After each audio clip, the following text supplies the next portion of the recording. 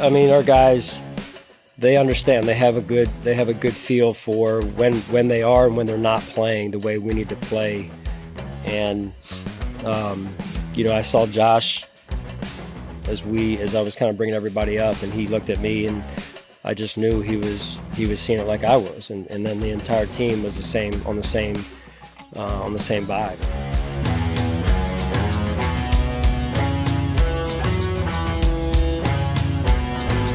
Heyo! Week 15 in the NFL. We're going to go through all the games in one of the wildest weeks in recent memory. But let's start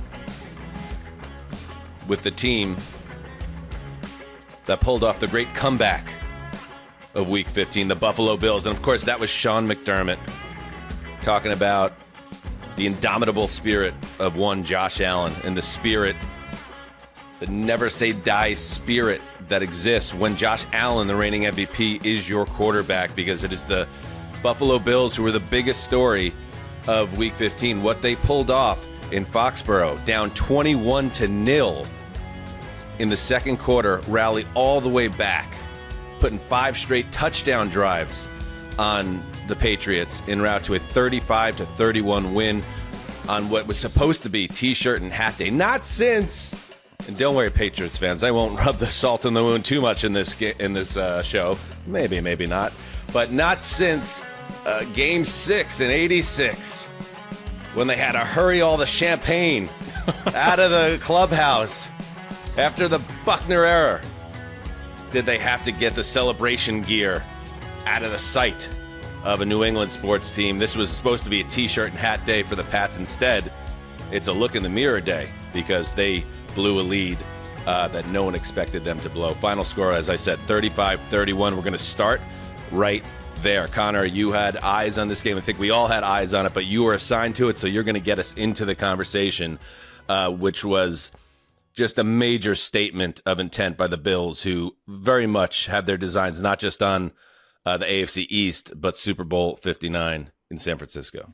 The reason that I felt like this was their Super Bowl game was how they approached the second half. And we've seen Bills losses throughout the year, or games when they get down by a lot of points, where the plan is just frantically to get the ball to Josh Allen and then force Josh Allen to do something Josh Allen-y. And that wasn't the case in this game. They scored before the half. They knew they were getting the ball back. And then that first drive was just methodical. I think they ran the ball on the first 6 plays of that drive out of the half.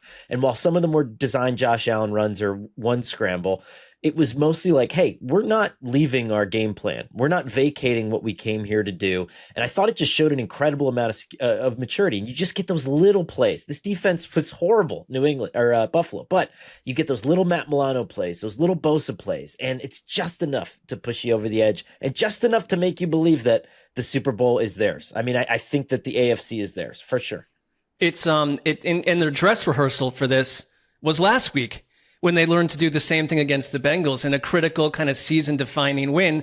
This was even more season-defining. And to go out and put up 5 straight touchdown drives the way that they did, they clearly made awesome adjustments and just went and believed who they were in the second half. The other thing, though, I thought was that score before the half. We've seen these comebacks before, and everything felt completely different when that occurred. And it was the Bills' defense that made you think, I don't know if they can climb back into this. We were texting about it all day. Travion Henderson having a monster performance. And it's like, I don't know if these explosive plays exist, if the Bills can do enough to climb back in, but they did. And they held New England to 80 yards in the second half and just 7 points on 5 drives. The defense did its job as well. Yeah, and that was the conversations, the back and forth that we were having on text. Yeah, it was centered on, Mark, you were kind of calling it from the onset of the rally. It was like, this game's going to overtime. The Bills are coming back in this game. I was like, I need to see them get a stop. And I thought there were two big moments in this game. One was early that allowed the Patriots momentum to build and snowball, which was the Bills give up the initial drive where May goes right down the field, scores the rushing touchdown. The Bills get a great run back. They got 2 big run backs on kickoffs in this game that I think really helped them, the second one more because of what happened after the first one. They get a run back to midfield. Allen throws his first great pass of the day to Brandon Cooks deep down the right sideline. He bobbles it, collects it, but gets pushed out of bounds, leading to an incompletion and then a 3-and-out. And then the Patriots get the ball back and score again, 14-0. And then the Bills again, 3-and-out the next drive. Pats score again. It's 21-0. And it's like, man, that was a huge momentum swing. Cook's not getting the game calmed down there. And you wondered if it just wasn't going to be their day. The other big stop, because I thought after they get it to 21-7. I'm thinking to myself, there's still 2 minutes on the clock. Can the Bills get the stop to do the Brady-Belichick special, which is score at the end of the half and then score coming out of the tunnel in the third to get this down to 7 points? They can't quite do it because they give up a field goal. But then after they do come out in the third quarter, Connor, and they score another touchdown, and now it's 24-14. They finally get the stop, and I think it ends with a sack by Buffalo, if I'm not mistaken. But they get the stop, and the offense is allowed then to snowball in its own right, and then that's when the Patriots lose control of the game. So it took a while for Buffalo's defense to arrive, but when it did, it was just a reminder that they don't need to be perfect on defense because Allen is so magnificent. They just need to be about league average, and that's kind of where they got by the end of the game. And I'll add too, I mean, my Bills suspicion in that early period, I think it was Boutte had that great supposed catch in air quotes on the sideline, and then New England got to run ahead and they got the playoff before you could even challenge it. I thought the ground maybe helped him control that ball. And I'm thinking like, oh my God, McDermott's not even on it today. Like they're just going to get waxed in this one. But I totally agree. It was a couple great pressure calls by Schein, who, we know is calling the defensive plays now. And I think as long as they're just well-timed enough to just supplement what is going on, I think Buffalo is going to be great. And I'll say this too. I've been hard on Joe Brady, but I thought that this was one of his best called games. And some of the packages that he rolled out just to diversify how Josh Allen is getting swing passes out, what's happening, like he would have two backs in the backfield and that other back was already out in front of the guy getting the ball, or he was faking off it and using that as part of the quarterback run game package. I thought this was one of Brady's better games too, which is a huge confidence builder for Buffalo as they get into the playoffs. And when you get James Cook playing this way down the stretch in games, like he's just such a weapon for them. And it's little things too. It's like they are imperfect on defense, but the fourth and five pass by May that is really going to decide this game is tipped by Joey Bosa. And it's like, he's not been a dominant player, but that's why you go get these guys for these key moments. Like this is the game that we talked about as like the psychological acts. One of these teams is going to go back remembering like what they were. And the Bills can say, this is who we are. And the Patriots, this would have been a psychological, like massive step for them to beat Buffalo. And instead they gave up. They're up 21-0 and you lose the game. Like it's one of those losses that like sits with you. They're still a good team. It's a stepping stone for a team that didn't really, a lot of these players haven't had a lot of history with the Bills, but here you go, and it's like a crushing loss, and you could have won your division today. Here's Vrabel after the game.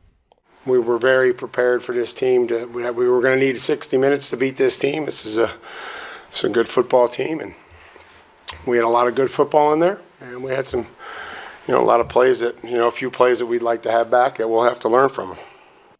I mean, it was a collapse. When you're up 21-0 at home, you have to win the game if you are one of the best teams in football. When you get the touchdown, Travion Henderson, whose rookie year is now ascended to remember that guy everybody's talking about to the summer, to one of the best young running backs in football. When he has that 65-yard touchdown, I tweeted right after the Dawson Knox touchdown that put Buffalo up 28-24. Like, here's the first big test right now of the New England Patriots season. And you could talk about all you want that they did against the Bills a month and a half ago or whatever. Here we are now. We're in the middle of December. You have a 28-24 deficit right now. It's your ball in your building.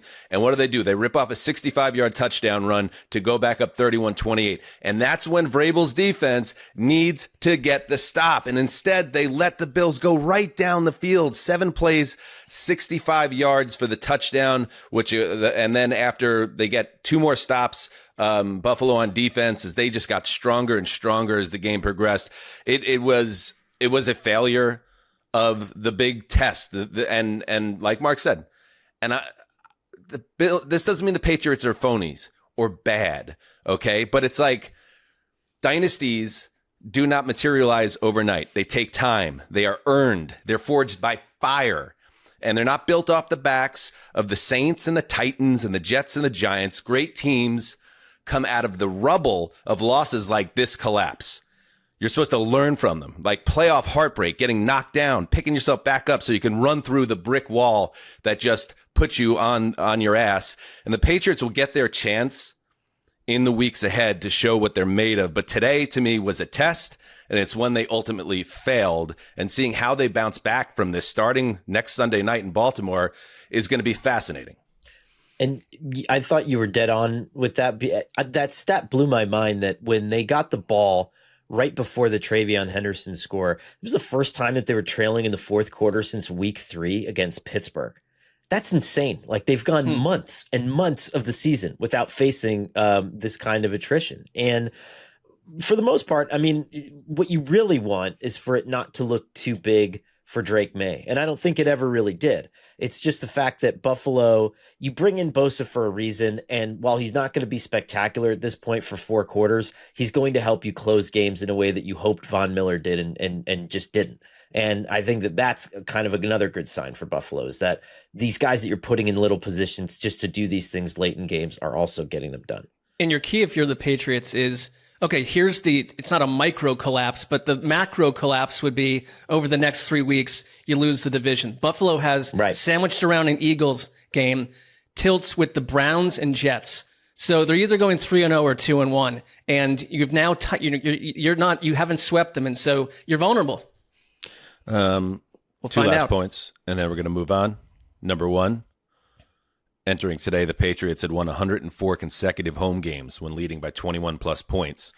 And that includes the playoffs. That streak ends. And number 2, Ian Eagle and J.J. Watt. I mean, if Josh Allen had the best performance of the day up in Foxborough, those guys had a great game on the call. And I made me think at one point, shit, when CBS convenes at whatever luxury resort in Cabo where all the suits convene, will they like go back to this game and it feels like the AFC Championship game and say, I think this is our best team now. and maybe Romo, despite all the money, and Jim Nantz, despite all the money, might slip down the power rankings. Just so many subplots to unpack out of this game. We could talk about this game for another 20 minutes. It was fascinating, but we have to move on. Connor, you want to put a button on it? No, just that. I mean, I was just going to say that I would think it was the sack of Milano when he broke through the double team. It was like Henderson and I think the Patriots center that had him. Watt was like off his ass and in the air and reliving that in the moment. And I just thought, yeah, like this is exactly what it's supposed to be. So I loved it. It was great.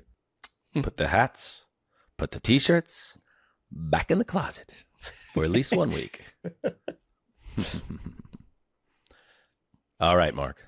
Now, if you want to say the Buffalo Bills are under pressure, down 21-0, that ain't nothing compared to the Cess Dog right now. Because not since George W. Bush climbed the mound at Yankee Stadium with the bulletproof jacket on and fired a strike has a man been under such a spotlight. And just as our nation turned to the president for comfort in the year 2001, so too does he, the call, right now look to Mark Edwards Sessler not to f*** up the theme of the week for Week 15. This perhaps the most impactful and storyline drunk Sunday in recent NFL history. Take it away, Sessy. Okay, the theme of the week is this: glorious procreation from every possible position known to man. Okay. All right, here we go. Let's break it down. Glorious procreation from every possible position known to man. Oh, good luck with the podcast title later tonight, Justin. Connor, take a crack. Okay, I think I've gotten pretty good at decoding Mark at this point, and I think he means that there was beauty from so many different facets and angles and game styles and types this week, and I think that it helped lift up Week 15 into something that we already expected to be great, but was great, I think, for myriad reasons. Ding. Yeah. No notes. Ding. Yeah. And, not all of it was glorious, because we're going to get we're going to get to some heartbreak and some crushing injuries to two of the league's biggest stars, including. Well, I will say one thing. Yes. My theme, it was one of these things where it was like a living, breathing document, because earlier on there was a lot of darkness, and so it's like, what do we come out with in the end? Like, sometimes procreation can hurt too. It can be a problematic situation. So, but you're right. There are some dark things that occurred and unfolded. I mean, Patrick Mahomes and Micah Parsons blew out their knees within a couple of hours of each other. I mean, massive. I mean, the Chiefs took a dirt nap. They're done. The Chiefs are eliminated on December 14th. Amazing. And, maybe history will get foggy now. People look back, the year that Mahomes blew out his knee. No, man. They were good before that ever happened. They were. I mean, they could have won today and been in the still in the mix, they were but gone. All right, we'll get to that. Good job, Sessy. I think you did it. That's a strike. You're a real George W. Bush. Save it for the next newsletter. Well, I don't know if was that my target? Like, ultimately, I don't agree with a lot of the things that he did. Back to back. In that moment. Like the Bash Brothers. Like one of those old posters. Mark McGuire and Jose Canseco. Not dealing with weapons of mass destruction mythologies, but simply that pitch right there, yes. I see those massive weapons of mass destruction. It's underneath that overcoat. Yeah, baby. Okay. All right. We move on. We roll on because there's a lot of great games to get to. Let's head to Mile High.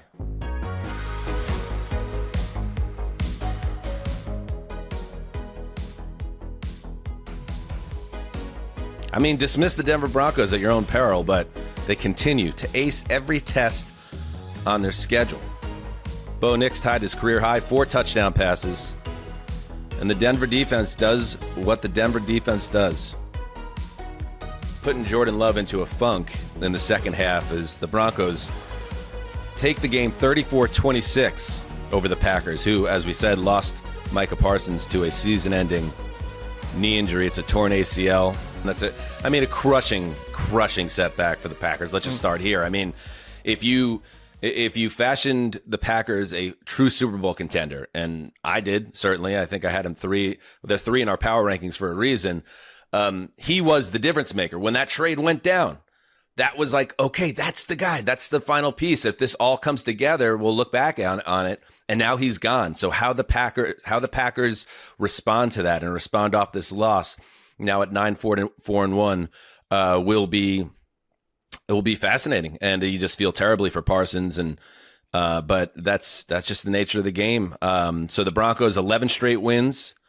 They clinch a playoff berth, and this win coupled with the Patriots loss that we just talked about, they now have control of the number 1 seed, and they're in the driver's seat there, 2 games ahead of the Chargers in the AFC West. So, I think in a nutshell, Mark, this was such a great Broncos snapshot because they always seem to face adversity in these games. In this case, they're down 23-14 in the third quarter. Micah Parsons is healthy and causing havoc. It seems like the Packers are gaining momentum, and it seems like they're going to overwhelm Denver and make the big statement in the NFC like what the Bills did in the AFC. But instead they said, you know what? We're going to calm this shit down, and we're going to take control of the game, and that's exactly what they did. I think it had a lot to do with their defense, too, because there was a sideline shot of Vance Joseph going absolutely nuclear after a 29-yard shot to Jaden Reed. And they are the second best team in the league at not allowing explosive plays, but they allowed Jordan Love to have 6 completions in the first half of 22-plus yards. So it was not going their way. But then they tighten the ship, and you combine that because that's I feel like they could beat anyone. When you combine what they did in the second half with, I think, the best game we've seen from Bo Nix, who opens 11 for 12 with 122 and 2 touchdowns and really just never let up. His thing has been inconsistency, streaks, or bad first halves where he's had to come back and make up for it. And he was from wire to wire, like the quarterback you want to see today. So the combination of that can beat the Packers.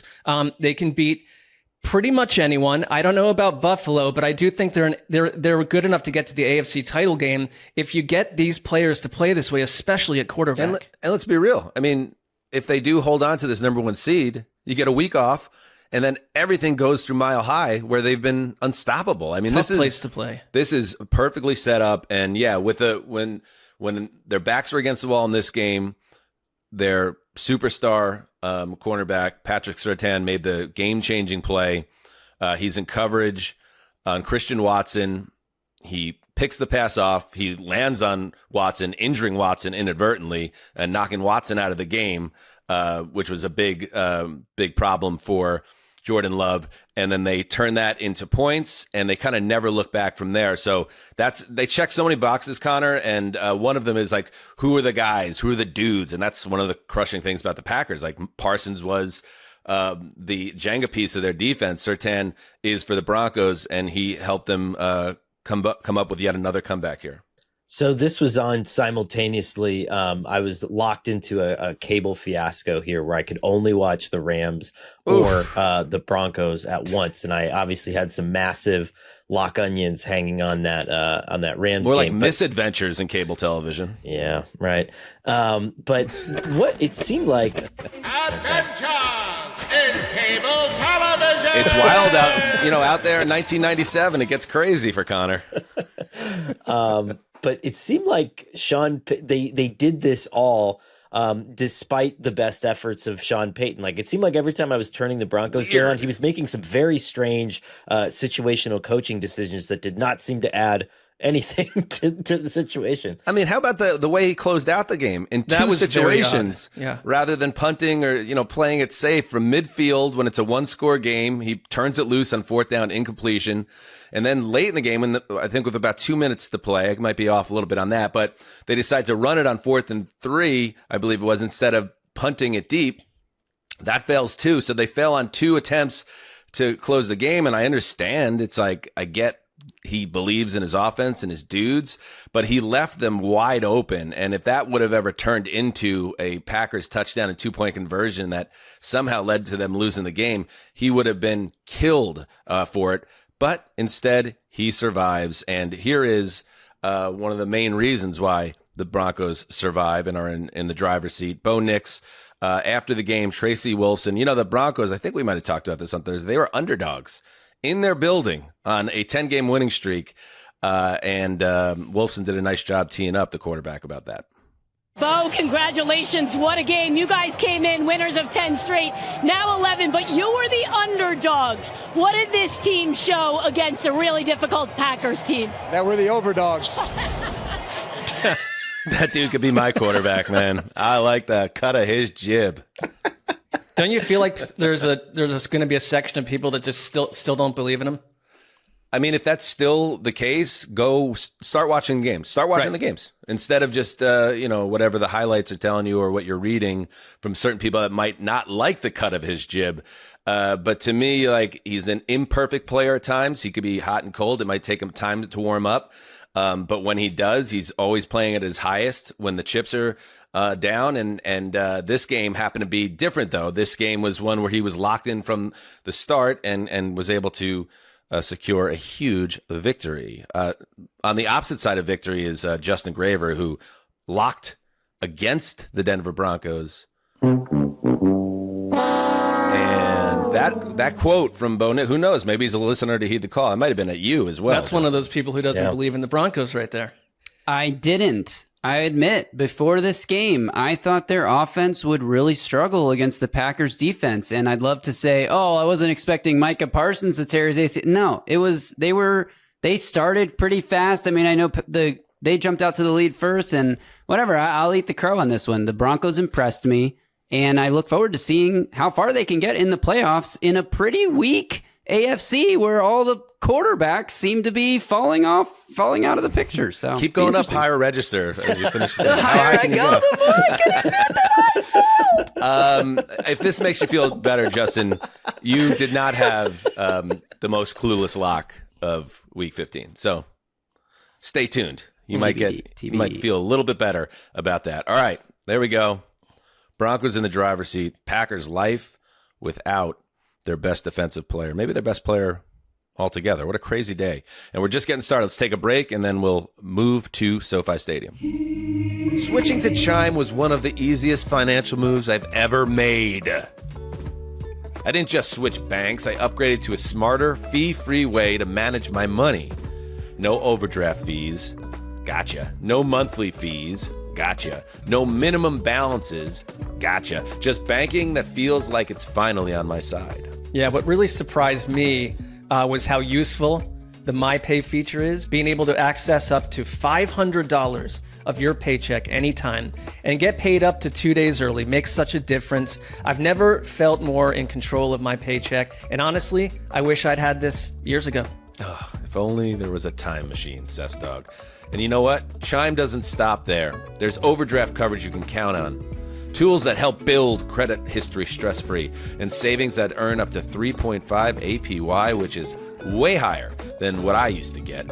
And when I've needed help, the customer service rated 5 stars by USA Today has been all real humans 24/7. The new Chime card has been a standout for me too. It lets me build credit history with my own money while earning cash back on everyday spending. No annual fees, no interest. And once I set up qualifying direct deposits, I started earning 1.5% cash back on eligible purchases, Dan. Chime is not just smarter banking, it's the most rewarding way to bank. Join the millions who are already banking fee-free today. It just takes a few minutes to sign up. Head to chime.com/HTC. That is chime.com/HTC. Chime is a financial technology company, not a bank. Banking services, a secured Chime Visa credit card, and MyPay line of credit provided by the Bancorp Bank N.A. or Stride Bank N.A. MyPay eligibility requirements apply, and credit limit ranges $20 to $500. Optional services and products may have fees or charges. See chime.com/fees info. Advertised annual percentage yield with Chime Plus status only. Otherwise, 1.00% APY applies. No min balance required. Chime card on-time payment history may have a positive impact on your credit score. Results may vary. See chime.com for details and applicable terms. All right, we are back. Okay, Lions-Rams mega showdown in L.A. Let's do it.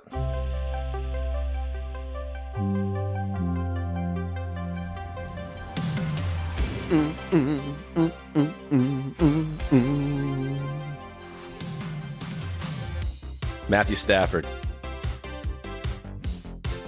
passed for 368 yards, hooked up with Colby Parkinson on 2 of his 3 touchdowns, and the Rams clinch a playoff berth behind a big-time rally over a Lions team that did not know what to do with itself, especially on the defensive side of the ball in the second half. 41-34. The Rams improved to 11-3, and the Detroit Lions, oh boy. The Detroit Lions, it's getting late early, Sessdog, because their playoff hopes took a major hit with this one. And this came after an incredible first half effort by the Lions, where on the first drive by Matthew Stafford and the Rams, Aiden Hutchinson ropes in a pass near the line of scrimmage, rumbles with it like 58 yards, and they score on the next play to Amon-Ra St. Brown. They're up 7-0 right out of the gate.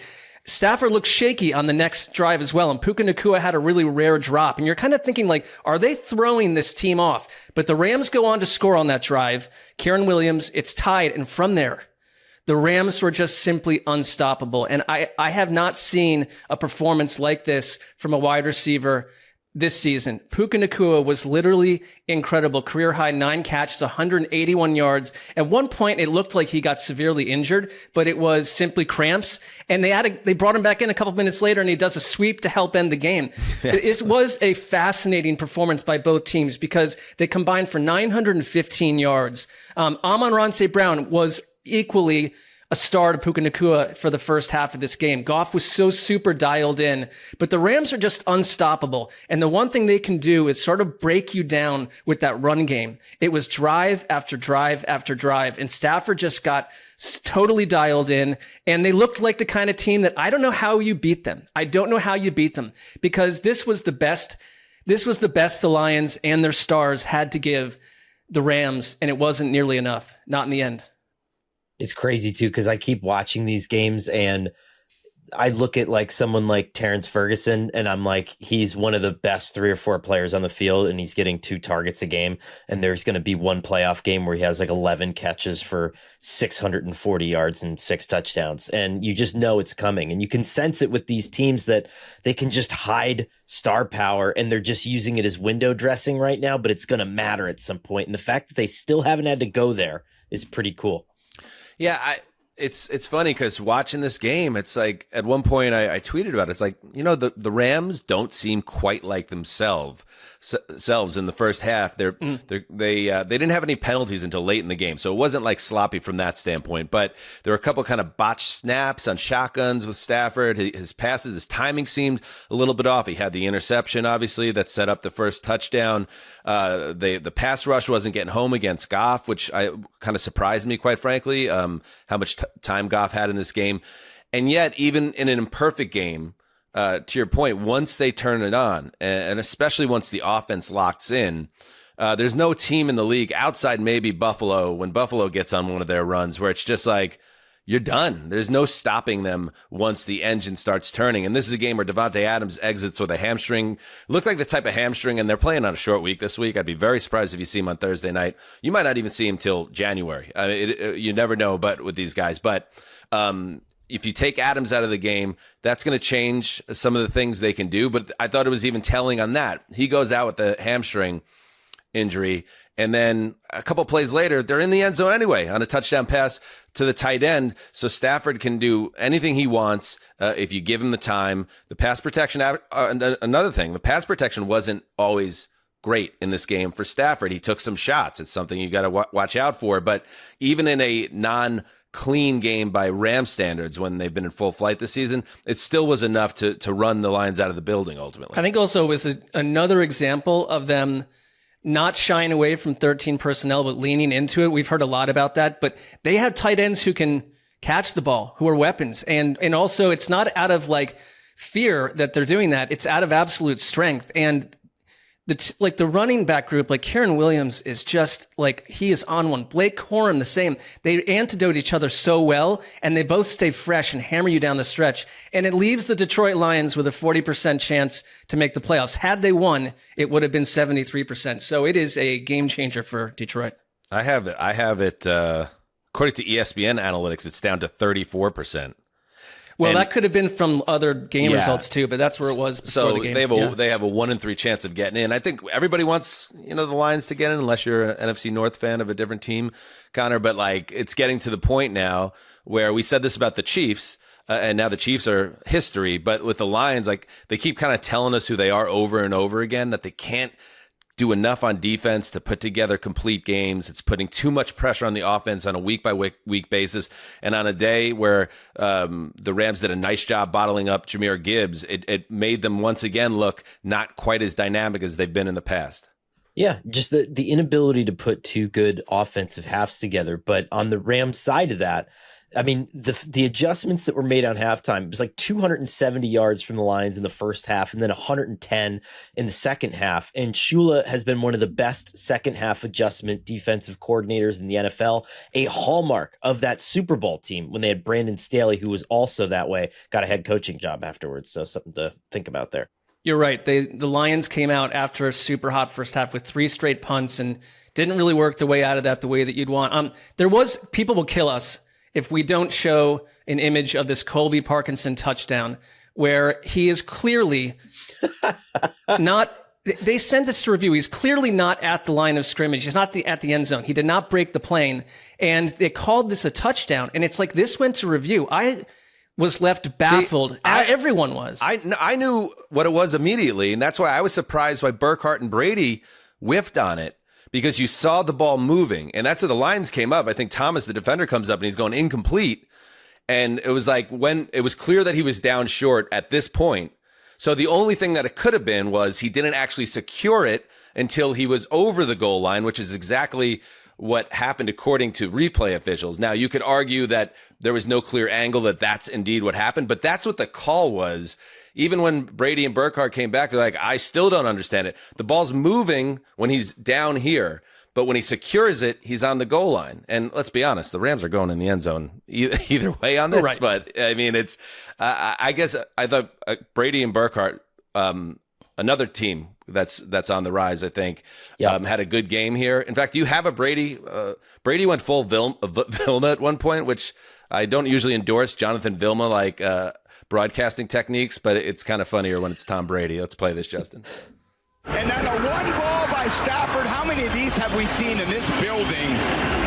Not a no look, but just an absolute piss missile right to the middle of the field. 1 foot in front of the numbers. I love that. Tom, amazing. Piss missile.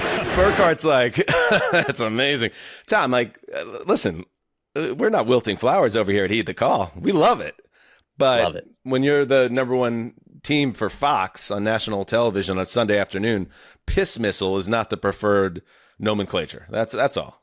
No, you go no for children it, baby. present. I loved it. I love a good piss missile. Hell yeah, I love it. I mean, it's one of my favorite terms. It's a term also in baseball, like a line drive or a shot up the gap or one that's just rising as it goes over the fence. Oh, look at that piss missile! Using it on a Sunday afternoon in the NFL, Tom, my hat's off, buddy. You showed me a little something there. You almost seemed human. He's getting better. Anything else on this game? No, I just feel like for some of these teams, we're losing these teams we were assured of in the playoffs, and we're losing a lock. Someone's losing a lock. Oh, Conor. Oh, Conor, baby. Connor, what happened, buddy? What do you mean what happened? I almost pulled off despite your ridiculous fucking rules like a great win. Connor,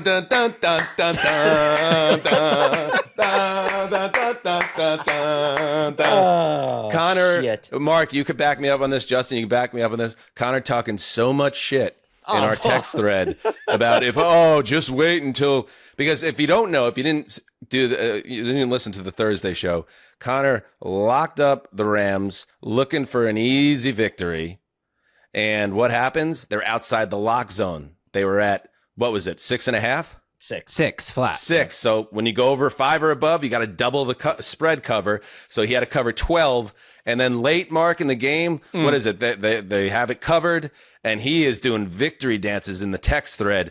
And we said, yeah, hold on there, Buster Brown. This game's not over yet. And you end up eating dirt in a big spot. Well, and I think I don't know if the editors at Sports Illustrated would love this, but I think Connor wrote about roughly 1,200 words on this lock and the chances of him winning it. So it's like Connor's editor, calling him, hey man, your deadline was 2 hours ago. He's like, nah, I've been plugged in on doubling up this lock. Cause Hanzus hit me with the blind lock and it's a bullshit rule. And he's like, sir, this is Sports Illustrated. So anyway, that was a little humble pie for you in a big spot. I mean, humble pie is tough, but that's a strong word. But let's see. Let me find some of these Connor texts. Let's see.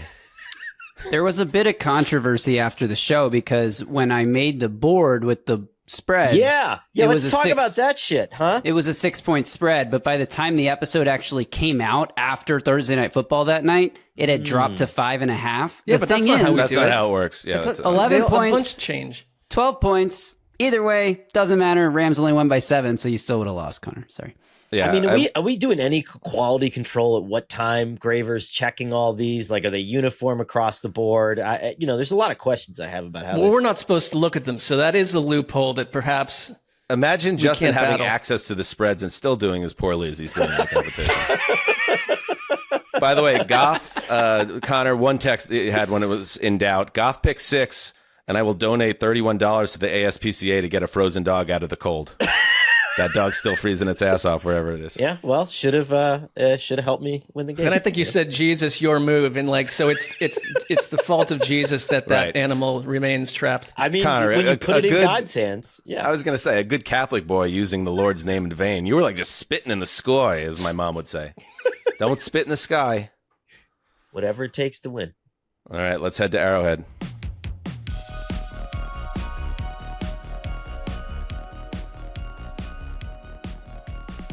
I said it last week.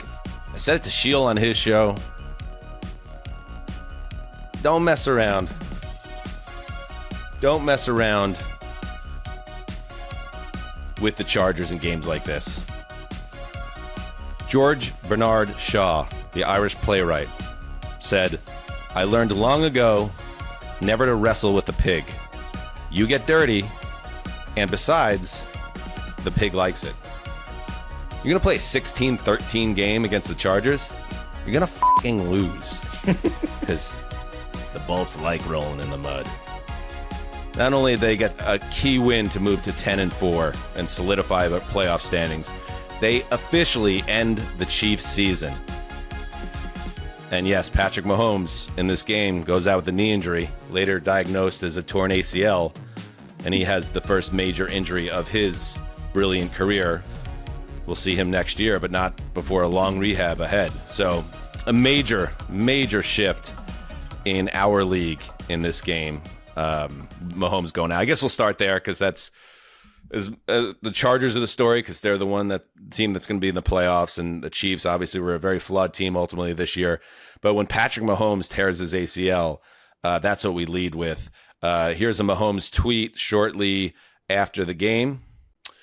Don't know why this had to happen, and not going to lie, it hurts, but all we can do now is trust in God and attack every single day over and over again. Thank you, Chiefs Kingdom, for always supporting me, and for everyone who has reached out and sent prayers. I will be back stronger than ever, with a clock emoji. Here is defensive star Chris Jones on the failure of a season and the loss of the GOAT. Every year is a journey, man, and success is rented every year. Every year you get to rent success, and sometimes it don't go the way you plan for it to go. And it's a learning curve for you guys. You know what I mean? Especially us. I think we learned a lot along this year. And, you know, we can be mad at ourselves and we can ask God why, but at times it's more so a lesson that, you know, you've been taught along the journey, and we'll be selfish to ask God why right now, why this. More so understand it, build from it. We love Pat. That's my guy. It's Pat Mahomes. Yeah, thanks to Dr. Ruth for all that. That was really something. Am I the only one that thinks that this is going to be one of the better things to happen to Mahomes? Like, even if you look at the tweet, it's like, why God does this have to happen? Like, this guy has played 20 more games, like an entire season plus, than other people. He's utterly exhausted. The entire city of Kansas City, the economy is rested on his shoulders. Like, this guy needs a fucking break. He just needs to be able to chill out and enjoy his life. And when you are consumed by the pursuit of greatness like he is, sometimes just forcing yourself to sit on a training table for 8 months is maybe the best thing that can happen to you. And, you know, maybe the Chiefs lose a couple more games and they get into the top 10 and they actually get a cost-controlled tentpole player at another position that they can afford, and it's going to be great. And some of these things just need to happen naturally anyway. And I don't know, I don't get the doom and gloom on this. Yes, I mean, it sucks, but Connor, I see where you're coming from. And there is a way to spin this is, okay, everything ends and it's now time to go away and dream it all up again. But you're a franchise quarterback and the best player in team history and the most important NFL player of the last 10 years. Blowing out his knee and needing reconstructive surgery, that's tough. I mean, that is, and there's a lot of God stuff thrown around. We could talk about why that happens so much in sports, but it is what it is. I think part of the reason why, Mark, is he just seemed in a league where everybody gets hurt. He just seemed like a guy that always got back up and is look at the Super Bowls with the ankle injury and all that. The injury bug never came for him like it's come for everyone else. So when it finally does come for him, that is just, it takes a little bit of reassessing the league landscape as a result. Well, and him being, carried down the tunnel, it encapsulates for me the whole Chiefs season. I think to Conor's point, it's not the injury specific part of it. That's not fun, and that doesn't make you better necessarily production wise. But I feel relief that this Chiefs season didn't go to the final week.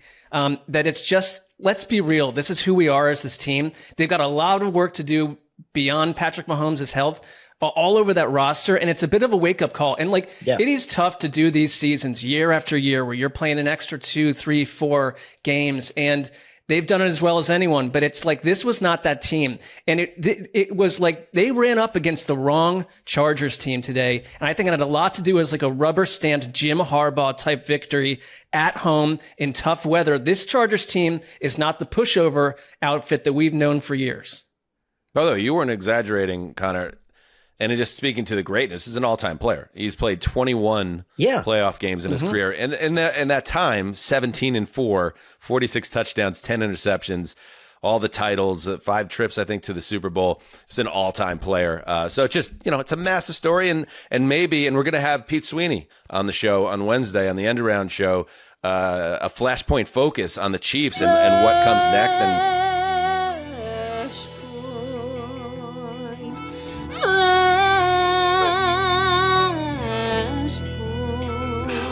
that's it. To talk about what comes next for the Chiefs. Connor, put a bow on the Chiefs, and then we'll swing to the Chargers. Well, it's just like the way that you said it, right? We thought that he was immune to these kinds of things. Like the injury bug didn't happen for Patrick Mahomes. We've been talking about him like he's a space alien for 8 years. And he needs a chance to be a human being. This is an opportunity to be a human being. I think that only good can come of this. And we're in the ACL reconstruction era. He's probably going to be ready by like October at the latest. And his ACL will probably be stronger than nothing it was bad can happen. It can only good happen. Thank you, Donald. All right, the Charger side of it. Herbert, who, playing through a broken hand, which is crazy. He takes them to another very tough victory. But again, it's the defense that carries the Chargers here. And, for everything the Chiefs had went through, and the season's obviously over the second that Mahomes goes down there, but Minshew has them going into field goal range with a chance to at least push the game to overtime, and the Chargers see what happens after that. But then Derwin James has an interception and coverage on Travis Kelce, and again you see Kelce, take the chin strap off, and he knows that was a terrible pass by Minshew, who we like, but like that was a stage for him. Then it failed on the stage. The Chargers make the big plays. They win ugly. That's what they do. They are all these teams are injured. But the thing about them each week is can they survive the loss of 2 tackles, right? And this Chiefs team went after Herbert. There was one play where it was 7-3 or something, and he got blasted, and that was his pick. And he just takes such punishment. He did last week. He did again this week. He's playing with a broken hand. And I still thought he made a couple throws in this game to keep things alive that were such money plays. And I understand why Harbaugh has that faith in him. And I know there's verbal hyperbole, but it starts to not be in these key moments. And we're still waiting for that one game from Herbert in the biggest key spot, and it will come in January. That kind of is like his signature win. But there are these moments laced in each one of these games where he is that guy. Yeah, and Harbaugh, yes, we've been tracking it all season, is deep admiration / crush on Justin Herbert. But now he's fallen for the whole team. This was a quote he had after the game. It's a ball team. This is a ball team. Starting to think this is my favorite ball team that I've ever been on. I've been on a lot of teams. None better than this team. It's a ball team, a real ball team. Love these guys. And then, he's a nursery rhyme. And then Derwin James added, we know what that team has done the last 8-9 years, referring to the Chiefs. Coming into Arrowhead Stadium and getting a win, it means a lot for our team because we're 5-0 in our division. Another team in the AFC that's not always pretty, but they continue to check boxes and prove their mettle. This is going to be an incredible AFC playoff this year. The Chiefs are gone, and you have teams like the Broncos, like the Chargers, like the Patriots, like the Bills, that are going to make this very, very interesting to see how it all shakes out, because you could make a case for any of those teams I just mentioned. And that's not even getting into what's going on in the AFC South with all of a sudden are the 2 superpowers rising in the AFC South? Spicy meatball. How about that? All right. Here we go. What a day of football. Let's keep rolling. Let's go to Seattle. Oh, man. Let's talk about the old man bowl. Yes. Grandpa bowl. I will say I was just a little bit disappointed. Really? When Adam Schein, who was on our show and was brilliant last week, we did the mock updates. So good. And one of them was Phillip Rivers throws his first touchdown pass after coming out of retirement. And I think I opened it with dad strength. And I had my fingers crossed after Phil threw the touchdown pass. Will Schein do it? Would have been a huge moment for HTC, alas. I think it would have asked your permission. Dan, do you think it would be okay? I know it was farce, but it could work. I didn't hear him unfurl a report on the Boston Tea Party either, which that was my only down moment. Another disappointment as well. Anyway, Phil Rivers did really well. I mean, for considering this was a guy off the couch, a little heavier than he used to be. Should have been rusty. Should have had no chance against the Seattle Seahawks. But instead he goes 18 for 27, 120 yards, throws that touchdown, throws a late pick that seals their doom. But all in all, it was probably an upgrade over what they would have gotten otherwise. But in the end, the Seattle Seahawks got a big performance from one of their underappreciated heroes this season, Jason Myers, who goes 6 for 6. Including the game winner from 56 out in the final seconds, allowing the Seahawks to escape with an 18-16 victory over Phillip Rivers and the Colts. Justin, the storybook ending was there after Blake Grupe hits the field goal, but they left too much time on the clock, and Darnold and Seattle got it set up, and then, things don't always get the happy ending that you want. The Seahawks were there to win, and that's what they did.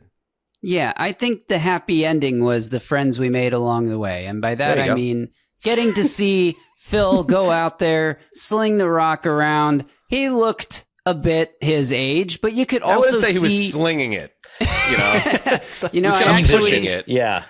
He pushes. That's how he always threw it. There was a little push. No, that's true. He always kind of shot-putted the ball, even in the best of days. Hey, you know what? He had that one play, Justin, where he stumbled and then he peeled himself back up and then he got taken down for the sack. And all I could think to myself, it reminded me of that iconic video of you attempting to dunk on draft night when you were doing the dunks and your parallels fiance was videotaping it, and like all the other guys in this gym were just kind of like looking at you like, are you supposed to be here, man? Like, that's the feeling I got of the eyes on Phil. But, he did. I thought he acquitted himself well overall. Should we check in on Phil Rivers after the game? Yeah. Let's do that. Hopefully, certainly I think of my sons and those ball players, that I'm in charge of at the school, that they'll say, like, crap, coach wasn't scared. You know what I mean? It's like, shoot, sometimes there is doubt, and it's real. And, again, you can the guaranteed safe bet is to go home or to not go for it, and the other one is shoot, let's see what happens, and so I hope that in that sense that it can be a positive to some young boys, or young people. It doesn't have to be boys, but. You hear that, Mark? Young people. The old Sessler blanket statement. I love that move. How about to older people? But sure, young and old. Go ahead, Justin. Yeah, I think like the value that Rivers brought to this lineup as the Colts quarterback is not seen in the box score where you mentioned his stats, but 120 passing yards, 1 touchdown, 1 interception. Like the value is in the mental processing side. It reminds you a lot of watching Peyton Manning on the Broncos where, the defense carried them to a big extent, and I will agree with that. But it's also the quarterback reading the defense pre-snap, getting them in the right run looks, throwing with anticipation. He had one throw that he fit in a zone window between 2 closing defenders to Tyler Warren. That's just like, that's something you're not getting from Riley Leonard, for example. And I was curious to see, because it felt like he wasn't pushing the ball down the field at all, which I don't even know if he is capable of. So I went and pulled up his pass chart, and that did seem to be the case. Only completed 2 passes attempted further than 10 yards downfield, almost everything at and around the line of scrimmage. But that's how it felt too, watching it. Yep. Yeah.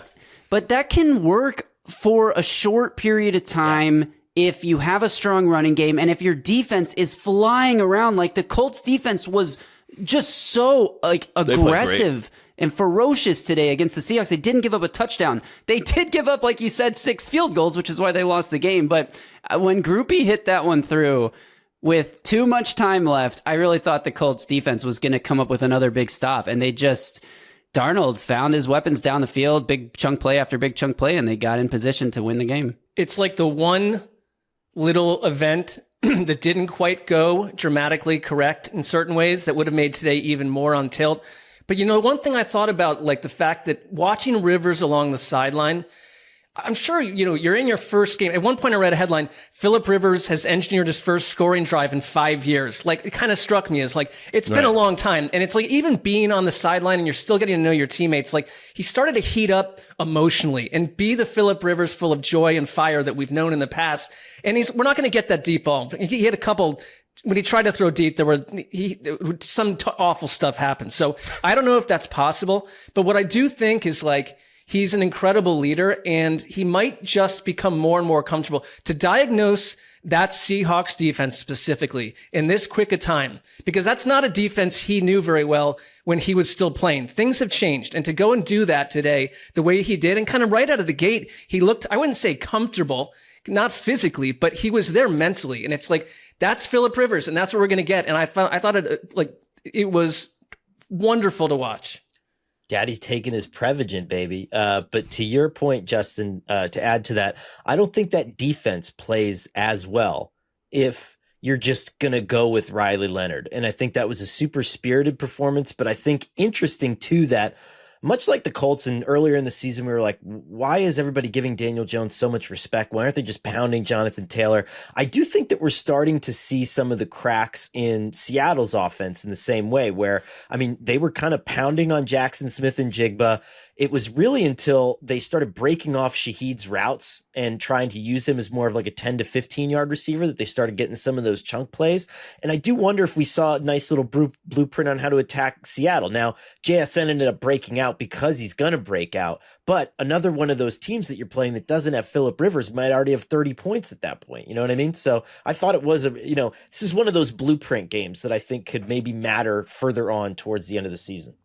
Like Phillip Rivers, I was born in at the beginning of the 1980s, and but I might have been the only person without like a rooting interest for either of the teams rooting hard against the Colts in that spot, because the Colts have now lost 4 in a row. The Colts finished the season, boys. I don't know if we've checked in on the Colts schedule, but the Colts finished the season now.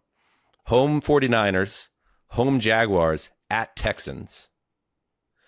7 in a row is in play to end the season, and checking in on that New York Jets draft pick. Oh. It is all That's what this the is way all up. about. Absolutely. It is all the way up to number 18 now. Let's go.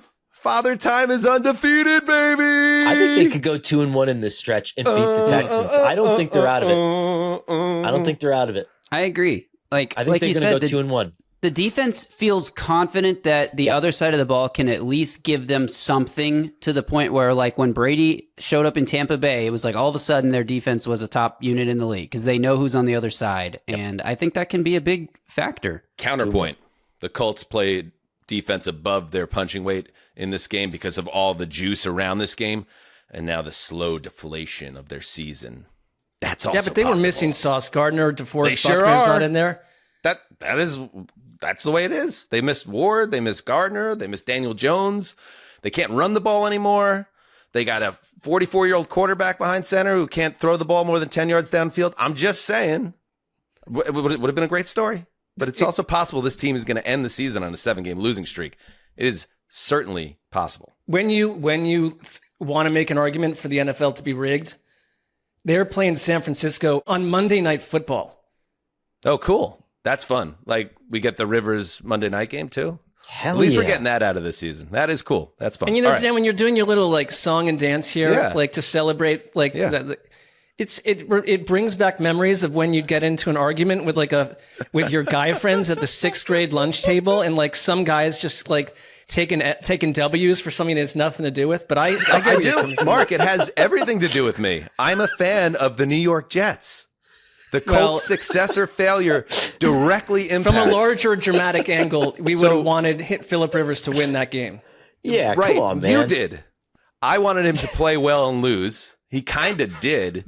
And now I want him to continue to play pretty well, not die, and lose. It was the best way to lose. Yes. Lose. I'll be the bad guy here. Razor Ramon, I'm the bad guy. I need that pick to be in the top 12. All right. Okay, Billie Eilish. Last thing. What? I don't know. I'm the bad guy. She has a song called Oh, yeah, no, Bad we got Guy. it. Okay, good. Yep. That's a good one. We got to move, but what do you got, Justin? I do think it's worth pointing out that Darnold was under fire this entire game, and a lot of times we've seen him crumble in those situations. And in this one, with the game on the line and under a minute to play, I think, he drove them into field goal range with multiple on-point throws. So that's just like good to see. He's been a lot better the last couple of weeks after a very deep slump. And yeah, he's a figure of suspicion when you talk about the Super Bowl contenders. But yeah, he's had a couple good games in a row. Didn't get in the end zone here, but yeah, made big throws when it mattered most. Let's take a break, and then we continue on in this crazy Week 15. Hey, Mark, I asked you last week about your Christmas shopping. Have you made any progress since then? Well, it's a very busy time for us, Dan. You know that. Oh, Sassy, you gotta make time. Sounds like a no. Well, look, if you're still hunting for the right gift for that special person in your life, I know just the thing, Aura Frames. It's the gift that makes it look like you planned it all along. Thoughtful, personal, and easy. Basically, the holiday trifecta. Honestly, Dan, it really is the perfect gift idea, especially because I always struggle to find something meaningful and useful. The last thing I want is my gift that I buy for someone shoved in a drawer or forgotten about as soon as Christmas is over. Ah, tragic. I mentioned this before, but I'll tell you all again. Last year, I gave an Aura frame to my parents, preloaded it with family photos, some vacation shots, cute ones of the kiddos, all that. A year later, they absolutely love it. It sits in their living room, rotating through the memories all day long. Grandparents love that stuff. And the best part is you can preload photos before it ships and keep adding new ones anytime from anywhere. You can't wrap togetherness, but you can frame it. You are a good son. Okay, as soon as we're done with this read, I will order an Aura frame myself, especially because for a limited time, you can save on this perfect gift by using code HEEDTheCall at auraframes.com to get $35 off Aura's best-selling Carver matte frames, named #1 by Wirecutter. That's code HEEDTheCall, all one word, at auraframes.com. This deal is exclusive to Hedonists, and frames sell out fast, so order yours now, ASAP, to get it in time for the holidays. Remember to use the code HEEDTheCall at checkout. Terms and conditions apply. All right, we are back. Speaking of our boy Schein, by the way, we've had very few guests, and we let him know this after the fact, that had as high of a Q rating after their debut appearance. You're right. Than Adam Schein. And I said to Adam, I said, hey, man, the people love you. We'd love to have you on maybe during the playoffs or in the offseason. He's like, oh, absolutely, Dan. Anything you want. It was a text, but I assume that's what it sounded like. We love Adam Schein around here. Here is Schein. We had a nice, Mark, I think you pulled this one. This was a Schein update on Travion Henderson during the Cincinnati-Baltimore affair. Yeah. Spiro, Arch, after the Bills finally took the lead. Take a look at this. Travion Henderson, are you kidding me? Ensuing drive, first play, 65 yards to the house. Back to you. He, in this game, this is like, people don't understand the layers of artwork to this. He did a game break, and then he tossed it back to a game that McCourty had. And in the middle of the call, adjusted it to note that blocking for the guy who scored the touchdown was a Rutgers star because McCourty went to Rutgers. And then he's like, back to you. And I was like, holy shit. Like, he's just doing this.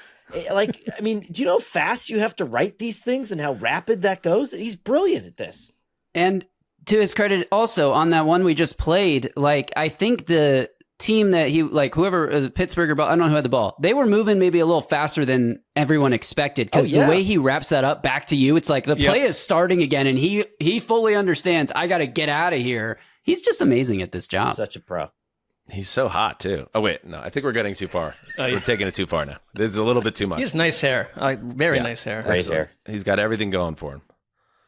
But we're getting to the point where we might have to make a couple edits because it's starting to sound a little weird. Right. Fanning out just a slight bit much. Right. A little Fatal Attraction, little, Bunny in the Boiling Water vibes starting to come into focus over on Heed Corner. All right. Let's move to Cincinnati. What the? I mean, let me start here. Apologies to the Baltimore Ravens. I'll do it. I'm not too proud. We disregarded them. We saw the Cincinnati Bengals as the story going into this game. Joe Burrow and his ongoing saga and his feelings.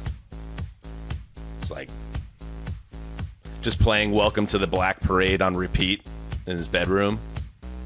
Leave me alone, Mom. But the story, the Ravens aren't done. And they told you that.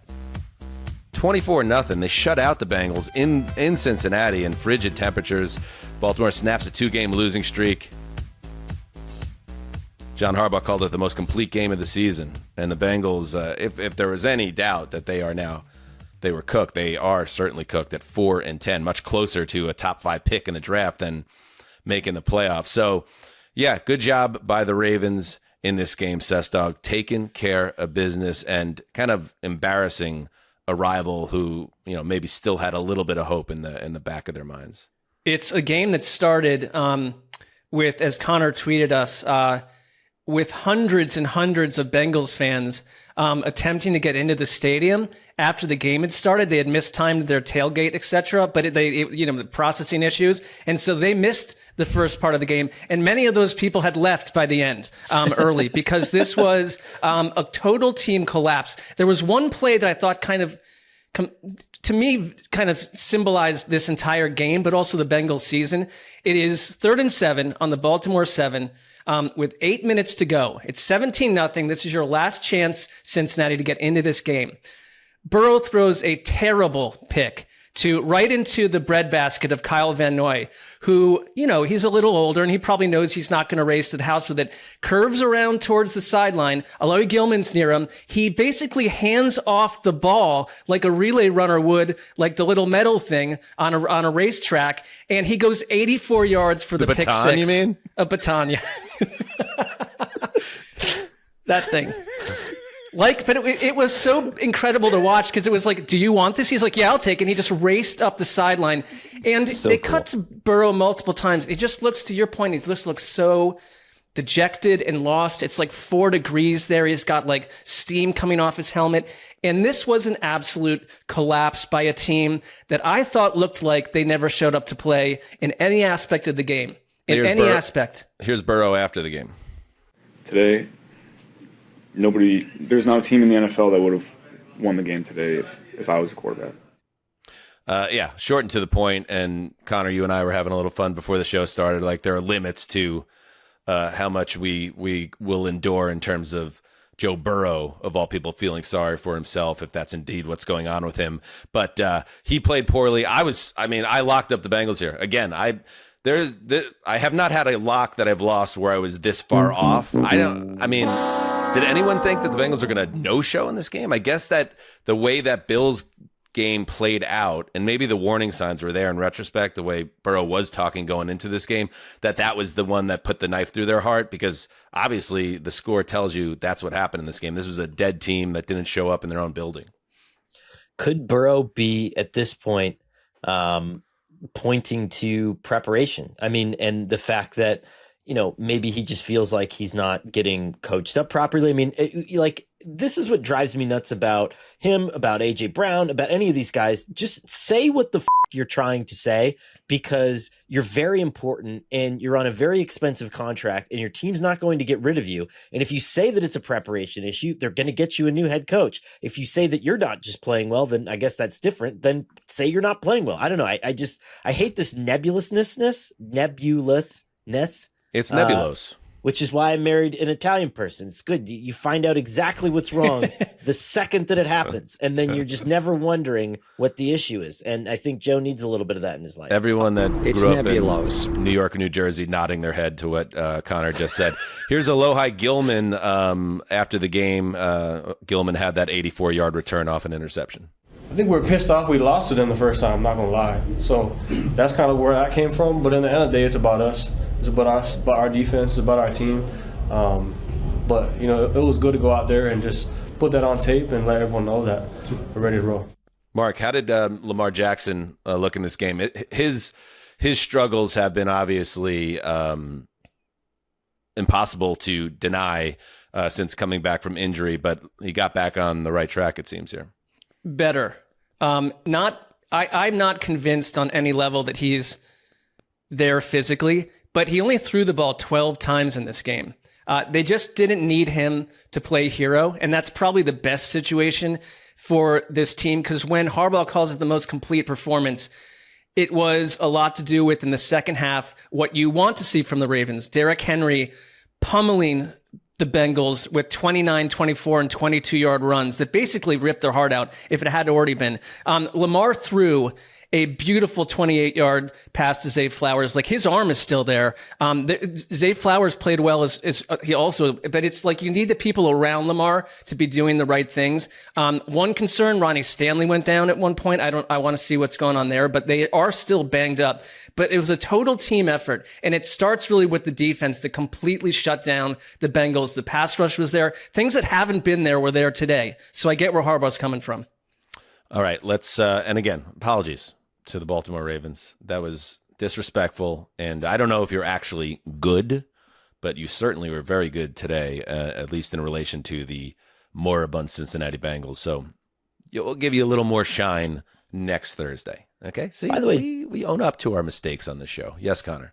Do you know this is the first game that Joe Burrow's ever lost after Week 15? Wow. Ever.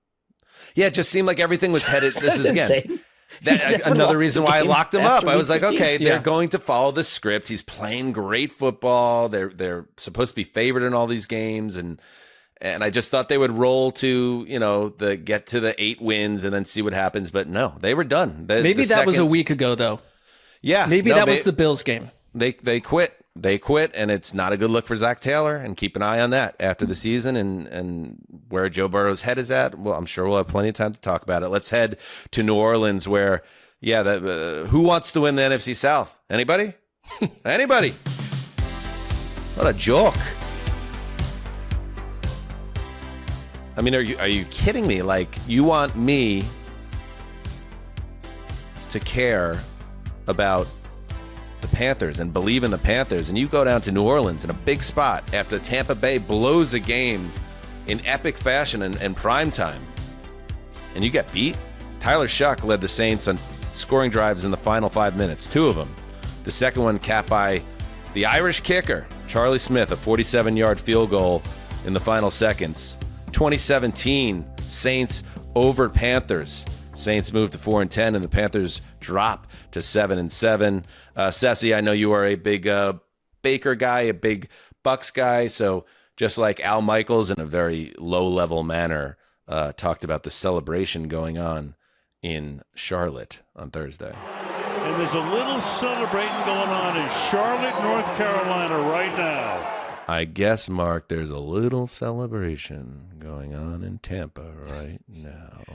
Okay, Delilah. There might be. I think they should hold off on getting too jubilant. It's to your point. It seems like everyone is very averse to working in January. Like, how quickly can we get out of here and get to our off seasons in this division? Yeah, I mean, listen, we've talked about it. Like, the Saints are better than their record might indicate, and Shuck has shown his mettle this season.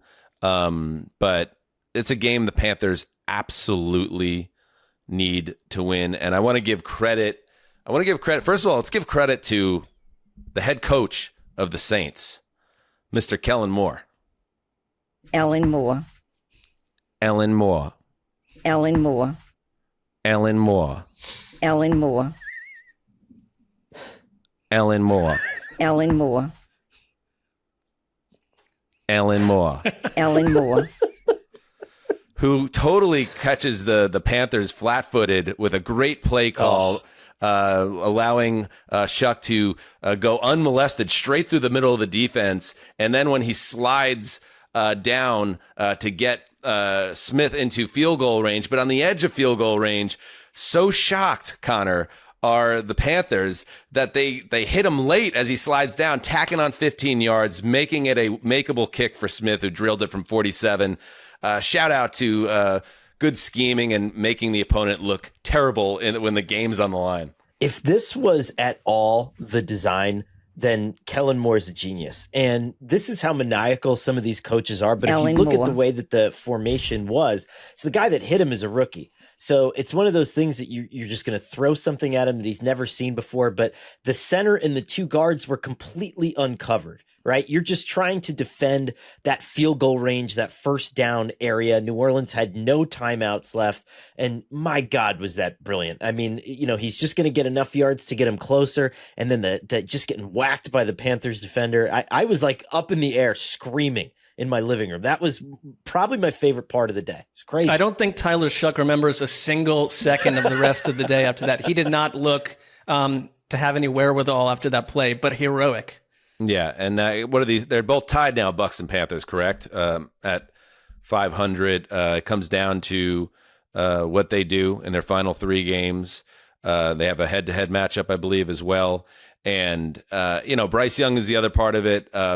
He had a chance to put this team away, put a bad Saint. They're a bad team. They're better than people realize, but it's not like the Saints are a good team. You got to win this game, and they had multiple chances to kind of seal this game. They couldn't get the first downs necessary to kill the clock, left them vulnerable, and in the end, they get beat. So it's a brutal loss. I love it. I love the Irish angle of this. Shout out to all our listeners over on the Emerald Isle. Charlie Smith is a great story. I hope they mentioned that he didn't even know on the broadcast that the pathway program that gets you into the NFL, like a couple years ago, didn't even know it existed. So, like, wow. This guy, he was like a school teacher, and we talked about it. He's from a village in Northern Ireland that's like a few thousand people live, and now he's making big kicks and winning games in the NFL. Shout out International Pathway Program and Henry Hodgson, who's done incredible work in helping to build that and really make the NFL a global game. Anyway, here's Charlie Smith. I was just delighted to get the opportunity, and we've got a great operation, and I never even have to think about. Looks like my cousin. The ball being in the right spot and with the right hole, because Zach and Kay are so good. And he's just crushing it in New Orleans with that accent. I bet. Oh, can you imagine? You get a lilting Irish brogue, and you go down to the what do they call that area? French Quarter with that. Yeah, and they got the oldest bar in the United States down there in the French Quarter, and he fits right in. Hi, I'm a handsome guy on literally the Saints with this accent. You want to go home with me? Sure. Absolutely. Another win for Charlie Smith as he goes up in the elevator. Oh, I put this one right through the uprights once more. What a life I live here in the French Quarter. You want to come upstairs with me? Sure.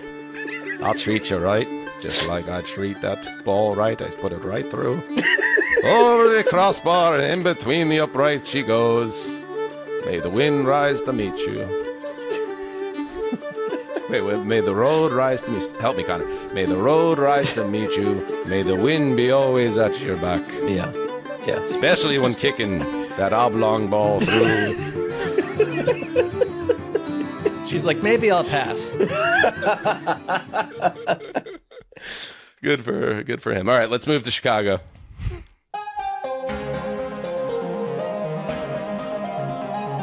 Yeah, you may know Billie Eilish, Justin, but do you know the Irish Blessing? You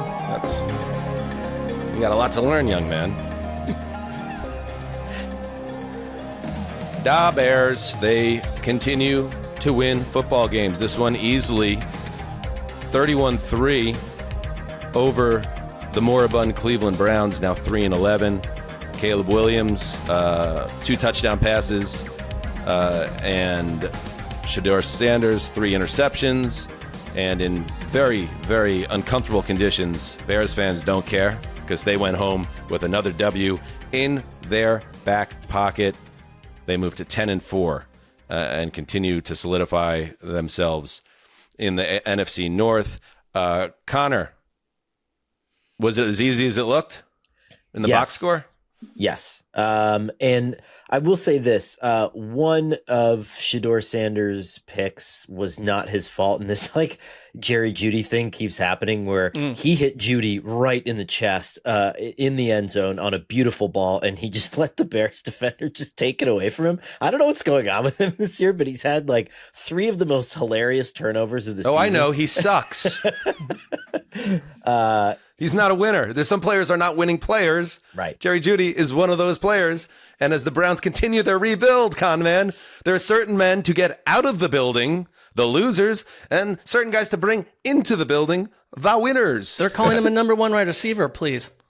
Yeah. But this was a kind of a wall-to-wall, just an excellent, well-distributed Bears victory. I mean, Luther Burden had a big game. Colston Loveland had a good game.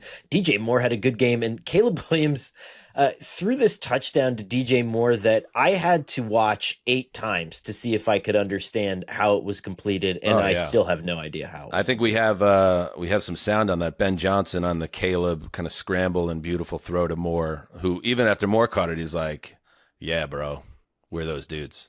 I would say 99% of quarterbacks, you tell them don't even waste your time looking back there and trying to make that throw. There's usually bad things that happen, and yet he's got the ability to make that throw. And DJ made a heck of a play there right on the back line as well. So I'll say this, Shedeur Sanders is not a slouch, but and he is a quarterback who can use his mobility in a smart way. But when you look at him juxtaposed to what Caleb Williams can do in a backfield, not only to evade sacks, but to buy time and to throw on the run and all the different angles, his status as a magician and quite possibly in 4 or 5 years as the best quarterback in the NFL, I think you can see it. It just when you compare him to other quarterbacks of his age and of his experience level, he's just so advanced. And I really do think the sky's the limit for this guy. You want to play the Browns right now. Like, we get it. And the Bills are going to trounce them next week. And all that's great. Like, for me, the story, obviously, there's only one story in Cleveland, and it's Myles Garrett. And he's reached his 21st sack. He's 1.5 away. And you have the Bills at home next week, and then the Pittsburgh Steelers. Imagine that happening in either situation, and it's going to. And it's just like, I feel so bad for him to be stuck on this team. That really is they're basically a team building for far away. They lead the league in rookie rushing and receiving yardage, and it looks like it. They got a bunch of rookies and young players out there. And Garrett's still doing this on a team that is unable to support him and putting that defense in terrible position. So I want to watch that with my own eyes. I think it's one of the most special things for the league for that to happen, to correct that sack record. And I want it to happen in the next 2 weeks, so you don't get any jazz about it happening in week 18 and what that means compared to past records. I'm going to get my sack back.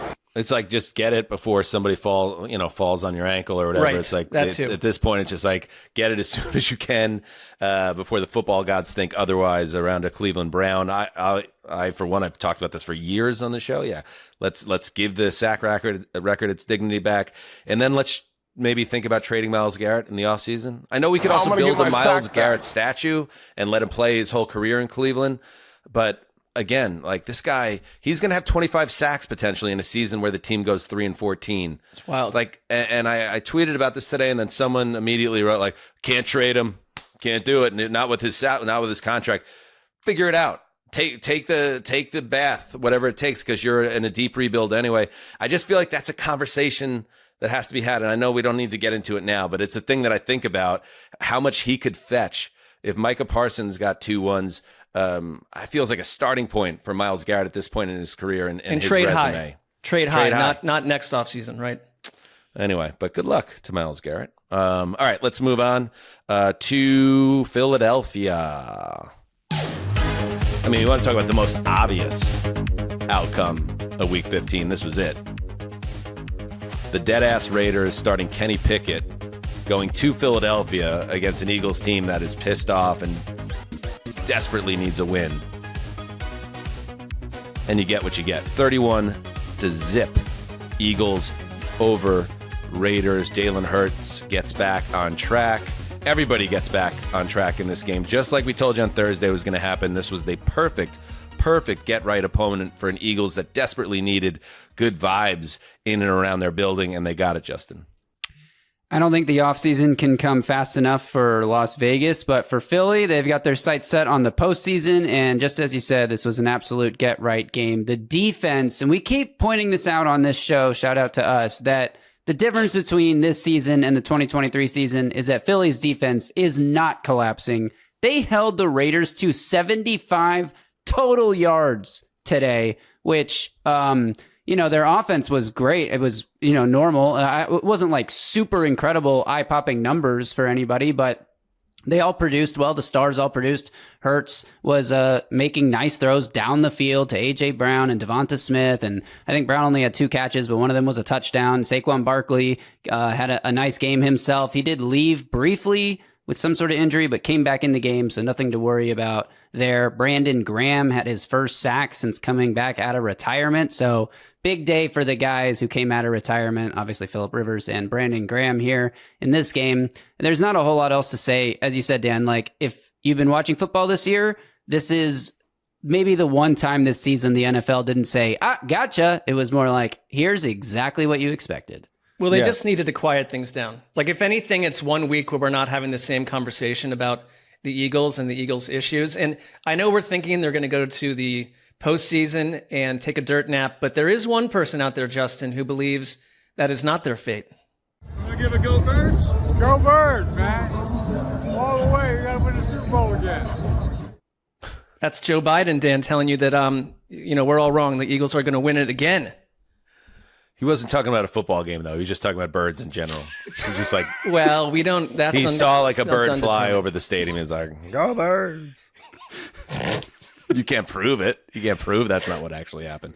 The only storyline, and go ahead, get your hopes up, Eagles fans. I love it. Just keep on beating all these total bottom feeders of the league over the next few weeks, and then it will make what happens in January even better. But the only thing I really want to know is Pete Carroll going to get fired in 3 weeks? It just feels, Connor, like you can't continue to lose and then lose like this. Like, I don't care what team it is. Owners pay attention to it and they talk with their people. And when the team is non-competitive week after week after week, it's only fair to wonder if this goes beyond talent, if it's more a systemic breakdown overall. I'm just curious if Carroll goes one and done here. So credit another time to HTC on our inaugural Hot Butt show. Remember, we moved Pete from the safe side right into the fire because that's an unusual short-term contract and it's very easy to move on from. And I noted in my coaching list last week that they actually offered Robert Saleh a big money deal as the DC this offseason in the hopes that maybe there was a transition period where they could just transition from Pete to Robert Saleh at some point. So I think they always viewed this as a quick turnover in their heads just to kind of stabilize themselves and give them an idea of what they want. But that time may be coming sooner rather than later. Let me just unsolicited advice to Bob Saleh, who I like. He seems like a really good dude. If you're going to get another shot at being a head coach, please don't jump from the Jets. Well, he made the right decision to go to San Francisco. Yeah. But if they offer you this job in a month, think very hard about are you being put in a position to really get a second crack at this? Because when you fail a second time as a head coach, you do not get a third try. This is a tough job because the Raiders just are kind of a busted up organization right now. All right, let's take a break and then we'll close this out. You know, Mark, I was looking at my phone bill the other day, and honestly, it felt like someone stole a little bit of my holiday joy, my soul even. I get it. I'm sorry to hear that. I was in that boat too until I switched to Mint Mobile. And right now, all their unlimited plans are 50% off. 3, 6, or 12-month plans for just $15 a month. It's their best deal of the year, and Dan, it makes it so easy to finally give your old overpriced plan the Scrooge treatment, okay? I kept my phone, brought my number over, and the service is fantastic. High-speed data, unlimited talk and text, all on the nation's largest 5G network. No contracts, no nonsense, and I'm saving a ton compared to my old provider. I use this, and you should too. The Scrooge treatment. I like that. Well, that sounds great, buddy. So if you want to take control of your wireless bill and actually enjoy your service, now is the perfect time to switch. Turn your expensive wireless present into a huge wireless savings future by switching to Mint. Shop Mint Unlimited plans at mintmobile.com/heed the call. That's mintmobile.com/heed the call. Limited time offer. Upfront payment of $45 for 3 months, $90 for 6 months, or $180 for 12-month plan required. $15 a month equivalent. Taxes and fees extra. Initial plan term only. Greater than 35 gigabytes may slow when network is busy. Capable device required. Availability, speed, and coverage varies. See mintmobile.com. All right. We are back. We told you that Philadelphia was the most obvious winner in Week 15. Well, I did forget about the Jacksonville Jaguars. Let's head to Duval.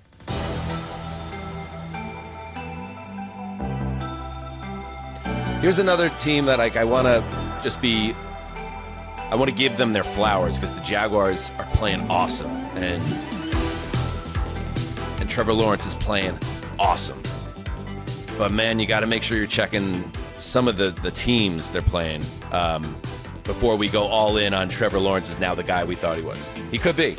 And when you watch a game like this, you're like, holy shit, it's finally happening. It took 5 years and it's finally happening. Lawrence was unbelievable against a Jets defense that was non-competitive. The Jets defense struggled to get to third down in this game. Forget about fourth down or punting. Third down. Lawrence has 6 touchdowns, and rest in peace if he was your opponent in fantasy. Doing whatever he wanted. 5 touchdowns passing, 1 touchdown rushing, 330 yards through the air. No turnover. This is crucial also. 0 turnovers, 3rd straight games. 48-20, Jaguars over the Jets, who, Stunner did not have an interception in this game.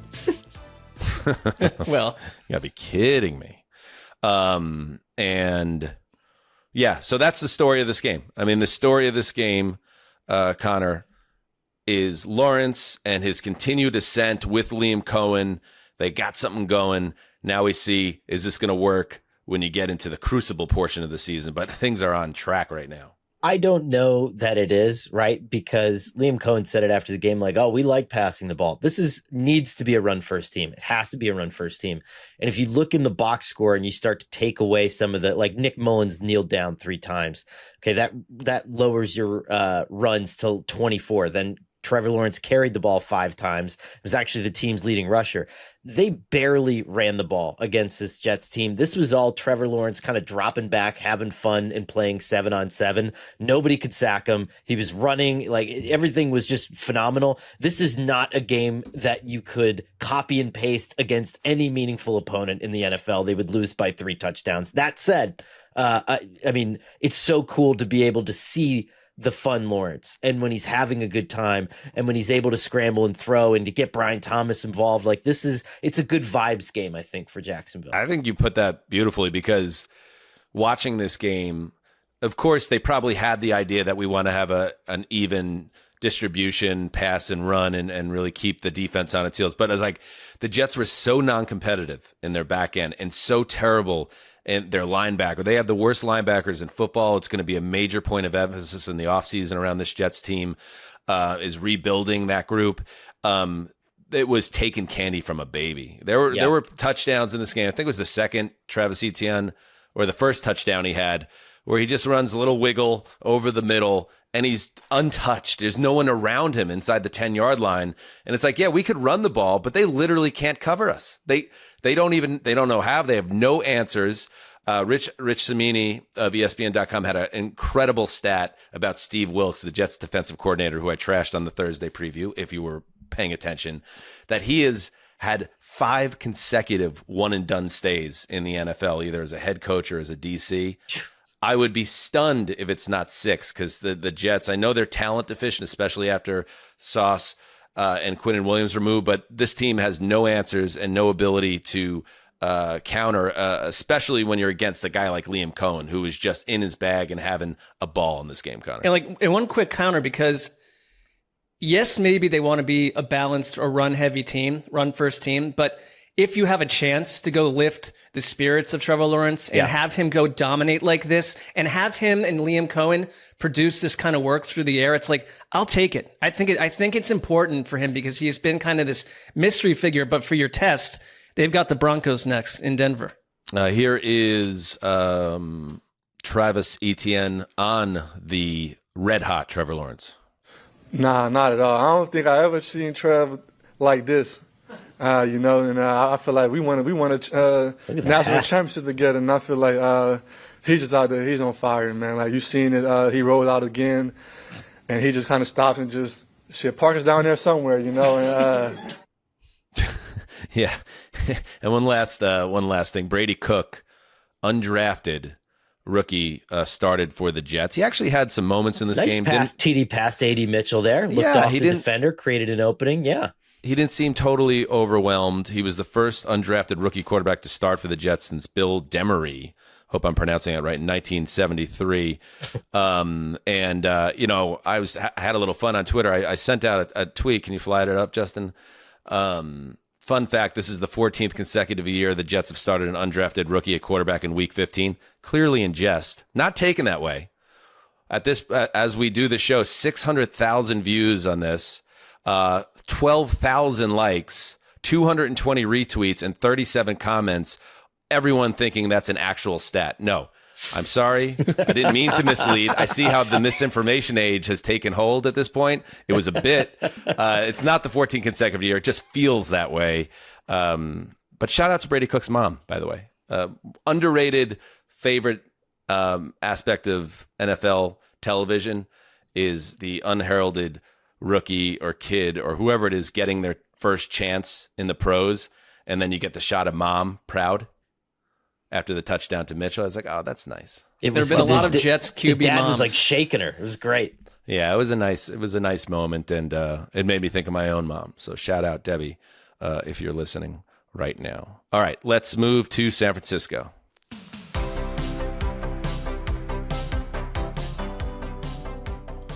Was Cam great? I'll let Justin tell you, but I know who was great. Brock Purdy, 23 of 30. 295 yards, 3 touchdowns. Christian McCaffrey gave you his usual effort, 3.5 yards per carry, actually 3.3, but he finds the end zone again. Ricky Pearsall returns from the mist with a productive game, and George Kittle does George Kittle things. Final score, 49ers 37, Tennessee Titans now 2-12, 24. Justin, what'd you take out of this one? Yeah, I mean, this is a Niners story. They're the playoff team. The Titans are, on track for another top 5 pick. But no, Cam Ward was not great. He was fine. He had a really nice touchdown pass to Gunnar Helm. Another pretty nice touchdown pass to Jeffrey Simmons, of all people, after scrambling around for over 6 seconds, which I love this stat. I love when we add qualifier after qualifier after qualifier to make a stat the first thing ever. It was the longest time to throw when targeting a defensive player in the next gen stats era. So shout out to Cam Ward for that. But no, the Niners. That's a very meaningless stat. That is about as esoteric and obtuse as one could draw up. Yeah. Yes. Fire that into the sun. Or have Dan tweet it. Exactly.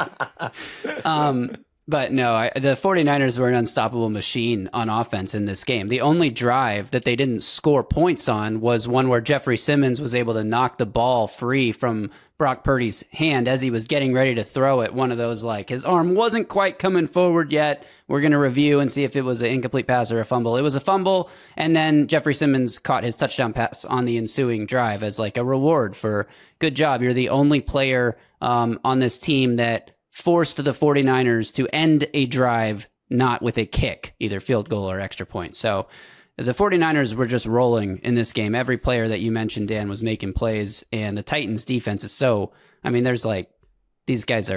so many guys that are practice squad level players playing meaningful snaps that you're never going to learn anything about a team playing the Titans. So we didn't learn anything about the Niners except that they continue to be really, really good under Kyle Shanahan coming off their bye week. 4-game winning streak now.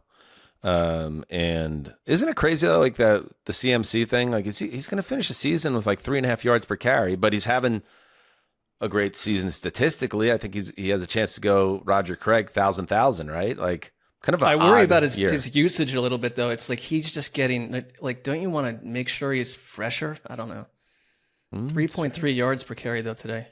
That's fair. All right, let's keep moving here. 2 more games. Let's head to Houston. I like this song. Dun, dun, dun, dun. I feel better when the song comes on. I wouldn't feel better if I was Jonathan Gannon. I wouldn't be feeling dope as hell because my team got blown out again, doubled up. Speaking of teams, the season can't end soon enough. Christ. Texans continue their surge, 40-20 over the Cardinals. Yeah, you get a couple Jake Brisket garbage time scores, 3 in fact. And who do they go to? The same guys that get all the points, fantasy points, and otherwise for the Cardinals in Trey McBride, 12 for 134 and 2 touchdowns.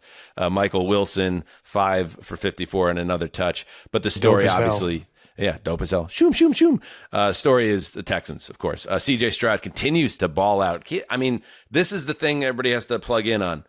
Stroud is starting to look like Stroud again. The rookie sensation Stroud. And if you pair that C.J. Stroud with this defense, you got something, Sessy. You got something big. Yeah, the score, if you just looked at the score, it's deceiving because it happened late for the Cardinals.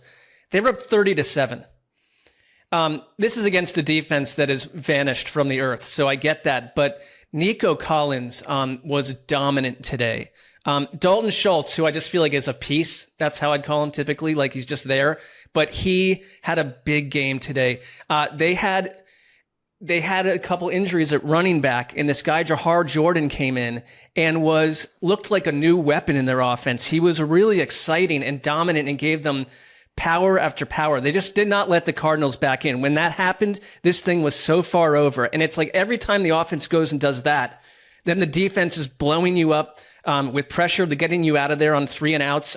They're confusing quarterbacks. Like, it is a great formula. And it's like they are a team right now, to your point about like, what can happen in the AFC? Like, you get them on the wrong day, like they're going to dominate and mess you up. And you're right. Stroud looked dialed in today. It was another good performance by him. And if they're healthy and they got these pieces, and if you get Nico Collins to play this way, they to me are a team that's a little bit frightening. And I think they're growing up on offense, where that was their big problem, their Achilles before. He looked like he had so many answers today. And I think that was the biggest difference between Stroud in those first few weeks of the season. And maybe that was a discomfort in the new scheme. But now it's like within a second or two off the snap, there is a very obvious way or person to throw the ball to. And he just seems so much more confident. And, you know, it's not like the offensive line got markedly better. It's not like anything else really changed all that much. So I give them a lot of credit. I think that was a lot of adjustment on the back end by the coaches. I mean, everything is clicking with this team right now. They've won 6 straight. They go over 40 points for the second time this season. Stroud's playing lights out. Marks goes out there, running back. He gets banged out. Banged up, but Jawar Jordan comes in, practice squad running back, 101 yards on 15 carries. He looked awesome, dude. I don't know if it was a one-game thing, but it's all coming together, and they are dangerous. Texans, Jaguars, 2 big-time heavyweight teams coming out of the South is not something I would have predicted, and yet here we are. All right, last game before Sunday Night Football, it was the orphan in our draft in Week 15, but we're going to take you through it anyway. Here we go. To the Meadowlands. 2 dead-ass teams. The deeply disappointing and beat-up Washington Commanders and the Giants. I don't know what else needs to be said. Just say the Giants. Do battle. It is the Commanders that come out on top 29-21. Marcus Mariota. Shout out to Mariota. I remember killing Mariota on our podcast after he quit on the Falcons a couple of years ago and just like went home. Like he took his ball and went home. And I'm like, I guess that's it for this guy. He's got his career continues. It rolls on. And he gets it done. And the Giants are continuing to lose 2-12. The Commanders' losing streak is over. They're 4-10. What a day at the Meadowlands. This had a wild moment near the end when the Commanders are basically just trying to run the ball out and take the win. And Jerry McNichols fumbles. And the Giants have like one of those plays where they successfully lateraled it like 3 times. And they had a chance to go for a touchdown and 2-point conversion, they would have been right back in this thing. They would have tied it. And you don't see that too often. There's a couple famous plays like that, but you got to hold on to the ball in that I don't want to go conspiracy theory, but the Giants don't want anything to do with winning another game. Right now, they are in position, I think, to pick number 1 in the draft, and they believe they have their quarterback, which means that pick could be up for sale, and it could change the trajectory of their organization if they make the right decision. And speaking of which, they believe they have the right quarterback in Jackson Dart, Connor, but this via Pat Leonard of the Daily News. Dart was evaluated for a concussion in this game. He was cleared, but he did go to the blue tent early in the fourth quarter. That is his fifth evaluation since he entered the NFL, including the preseason. Only one diagnosed, but this continues to be, there's so much going wrong around the Giants, but Dart is the one kind of beacon of hope for this organization. There's no other way to look at it. It's the one thing. It's just like the creeping death with this organization, the fear that this is a recurring thing and could endanger a really promising career. He did have an interesting take on it post-game, though, because he was frustrated, and maybe you learned this from Dable, but he was mad at the spotter, just like Dable was mad at the spotter a couple weeks ago. But he feels, and he's worried that he's becoming typecast as a player who gets concussions, and he feels like he's being taken out of the game at inappropriate times. And it's interesting that Tua kind of had waves of a similar complaint after this stuff started happening to him like 2 years ago, and that since kind of gone away, and we don't really micromanage all of Tua's snaps anymore. But it's going to be interesting to kind of keep an eye on that going forward. He plays in a gigantic market, and even if that team's not good, every time he gets hit now, people are going to wonder whether that's like a subconcussive or a concussive blow. So it's just going to be something he's going to have to deal with. All right. That's it for the early and late afternoon slate. Let's close it with a little Sunday Night Football.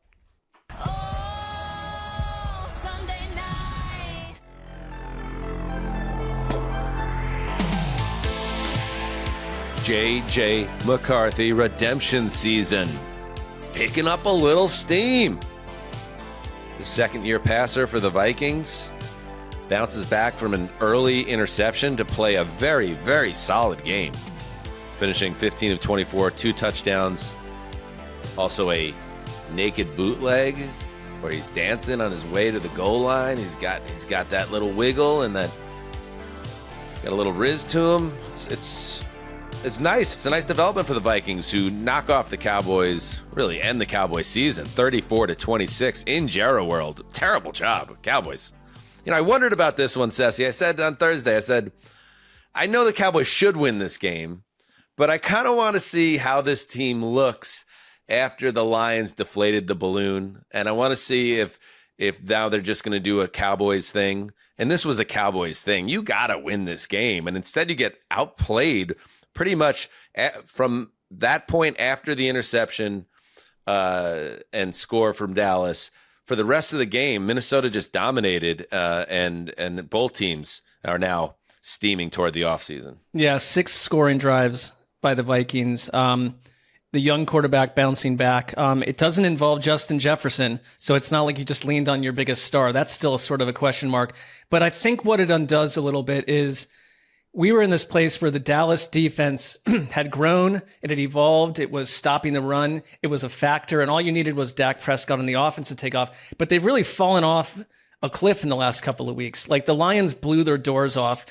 They were eviscerated tonight, and the offense then has to go out there and make up for it. And you get one of the weirder nights from one of the best kickers in all of football with 2 missed field goals from Brandon Aubrey. Like, it doesn't add up.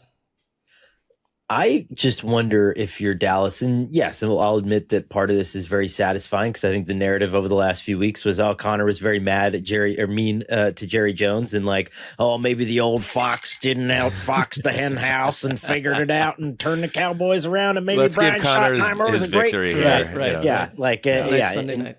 You not only lost the Vikings, but you were so flummoxed that, like, a guy who's become a meme was literally doing the gritty on the field of play before he crossed over the plane of the end zone. Like, that is a fucking embarrassment. And, it just, And I think the lesson is, like, that even bad defenses could have little surges in a season, and they certainly did get better when Quinnen Williams got there, and they did. You can't take away them beating the 2 Super Bowl teams back-to-back weeks.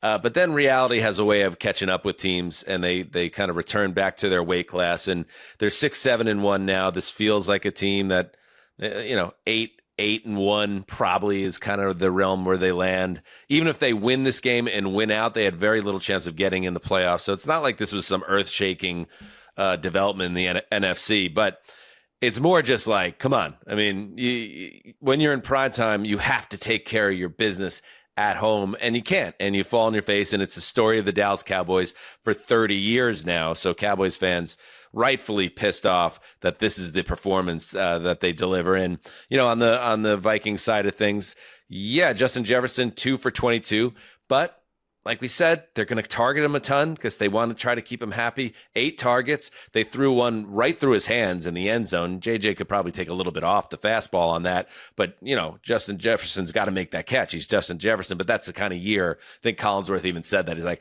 it's that kind of year. No, because he had a touchdown. This is Justin Jefferson's rage has to be through the roof. He has a touchdown catch in this game that comes back on an illegal procedure by the Minnesota offense, and that's when Collins were just not. Sometimes it's not your year.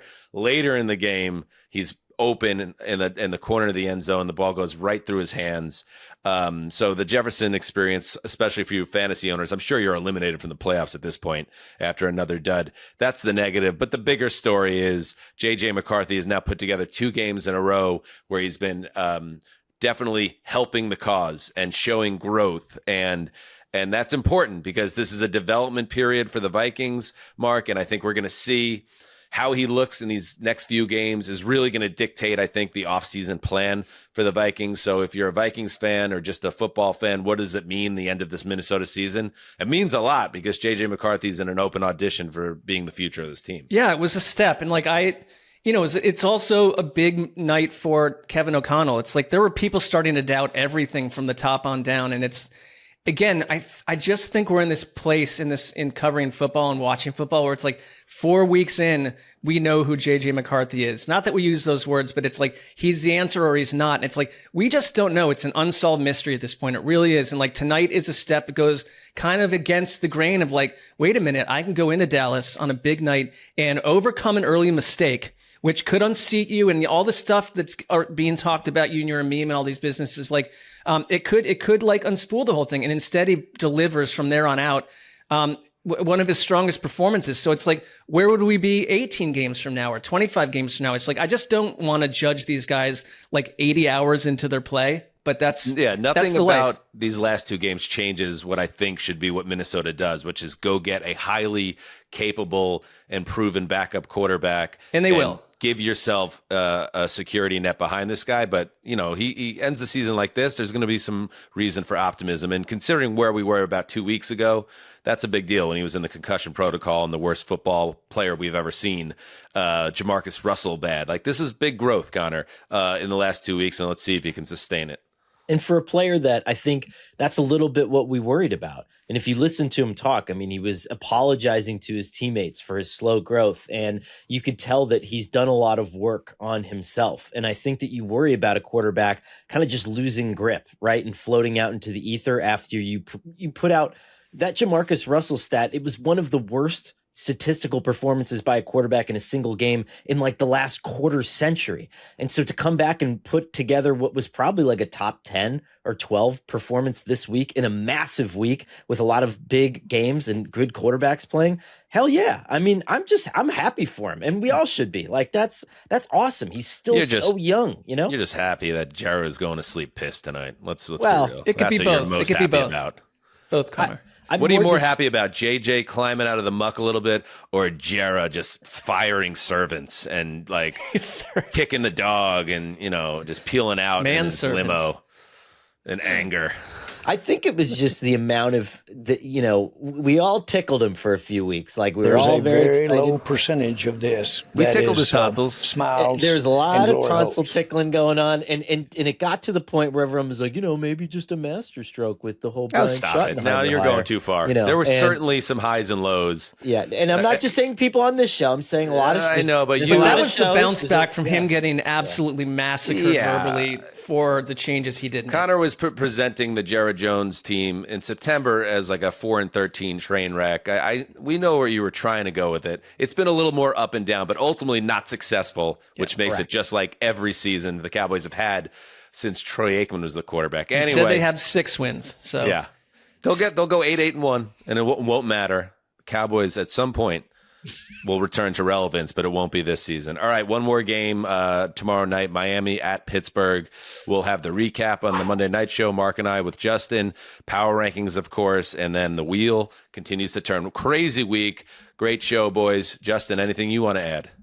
I would like to say there's a lot of pressure on Mark to get his lock right tomorrow so that the show doesn't go 0 for 4 this week. So Mark locked the Steelers. Well, we see how Mark handles pressure. I mean, he's Well, unbelievable. can I present it from a different angle? It's a great opportunity to completely shine. Like the three of you botched it, and like if I lose, I'm just part of the ship going off a cliff. But like if I win, it's like it's one of the more hilarious moments of the entire season in terms of Can you this make parlor us a game. promise and make the audience a promise? If you get your lock tomorrow, can you do the Seven Nation Army dance that I was doing earlier on Monday night show? Can you give the audience that a little? I'll